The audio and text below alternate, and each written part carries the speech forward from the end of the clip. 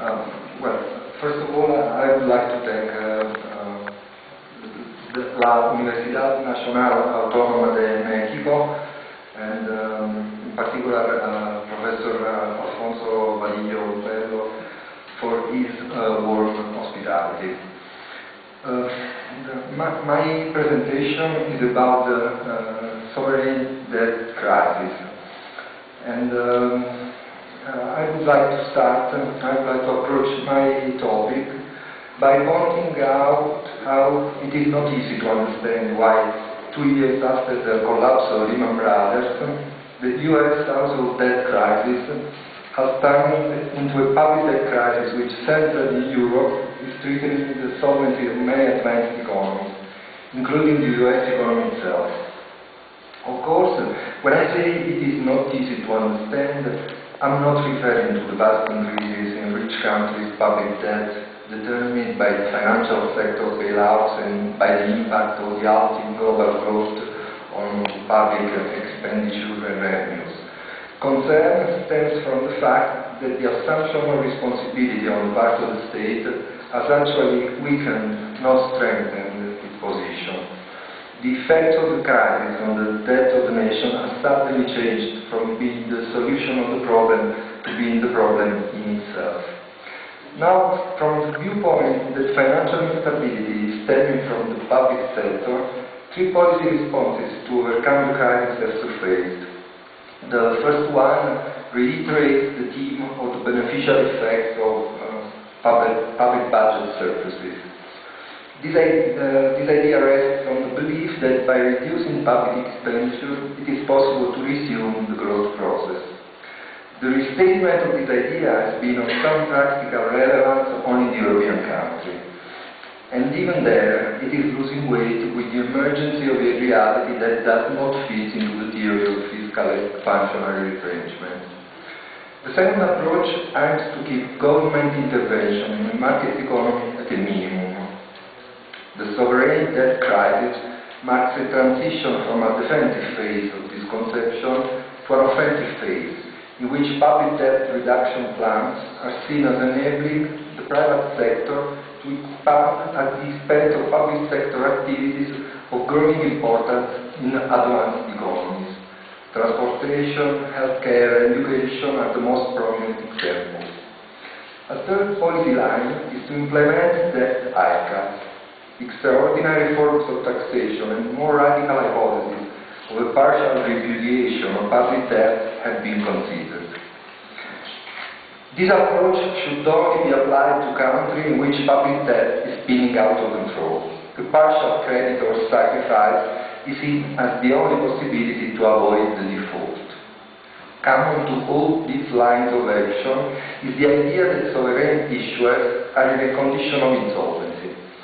This condition, to be conceived in exactly the same way as the condition of insolvency of a private debtor, would lead to the inability of the state to run its business as usual, because of a lack of funds, making it necessary to obtain financial assistance from the outside.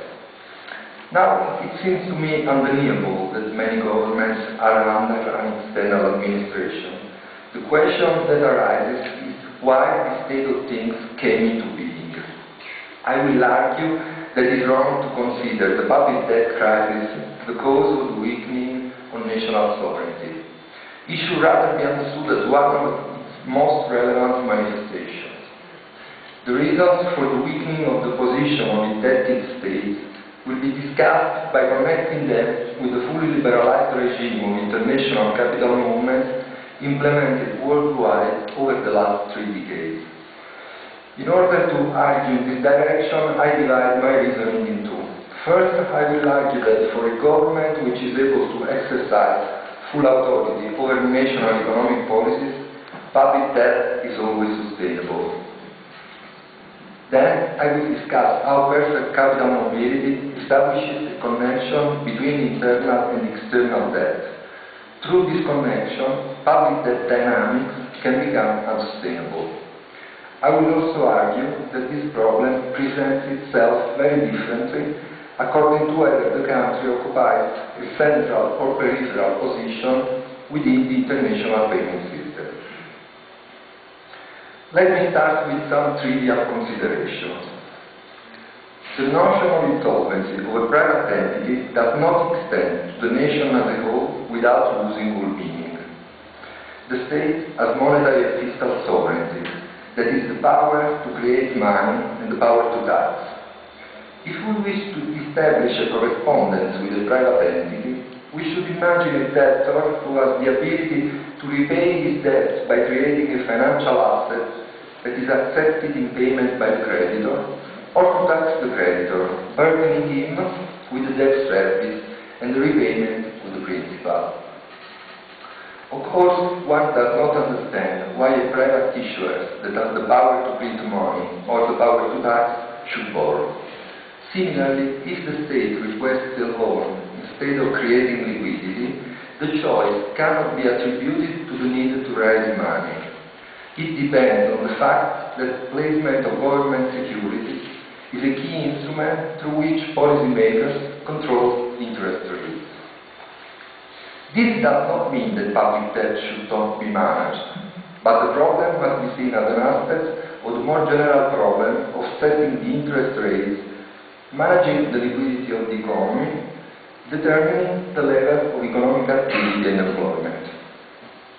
Before dealing with this central question, I wish to underline how it is unreasonable to conceive the issuance of public debt as an attempt to raise money. Sovereign debt is similar to money, much more than to private debt. It is interest-bearing money that is a store of value that the state not only provides but also remunerates. This aspect of monetary sovereignty is extremely delicate. Just because public debt is the junction of monetary and fiscal policies, an ill-managed public debt can't have them both. By contrast, only the unbounded exercise of the monetary and fiscal policies allows the public debt management in the interest of the nation as a whole. Let me dwell in more detail on these two aspects.